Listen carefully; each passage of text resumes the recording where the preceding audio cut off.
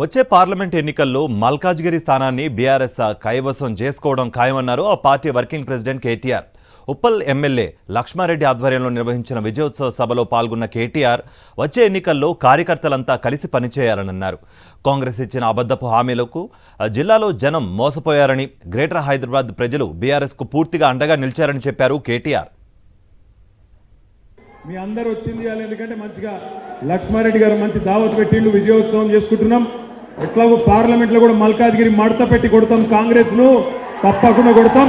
నాకైతే సంపూర్ణమైన విశ్వాసం ఉంది.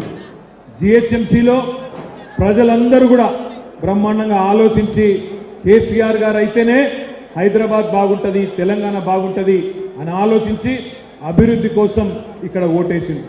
కానీ జిల్లాలలో కొంతమంది పాపం సోదరులు సోదరిమణులు కాంగ్రెస్ పార్టీ చెప్పిన 420 హామీలు, వాళ్ళు ఇచ్చిన 420 మాటలు అవన్నీ నమ్మి కొంతమంది మోసపోయింది. కానీ ఆ మోసపోయిన వాళ్ళు కూడా ఇప్పుడిప్పుడే తెలుసుకుంటున్నారు, ఈ ప్రభుత్వం మాటల ప్రభుత్వం మాత్రమే, చేతల ప్రభుత్వం కాదు, కేవలం బిల్డప్లు ఇచ్చుకునే ప్రభుత్వమే అనే మాట అర్థమవుతా ఉన్నది.